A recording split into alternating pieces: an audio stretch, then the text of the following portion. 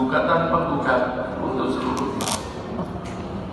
2. Menyatakan batal keputusan Komisi Pemilihan Umum Kota Makassar nomor 35/KUT/KWK/1/KUT/Romawi 2/2018 tentang penetapan pasangan calon wali kota dan wakil wali kota pada pemilihan wali kota dan wakil wali kota Makassar tahun 2018 tanggal 12 Februari 2018. 3. Memerintahkan tergugat untuk mencabut keputusan Komisi Pemilihan Umum Kota Makassar nomor 35/KP/KWK/1/KPU/KPU/Romawi 2/2018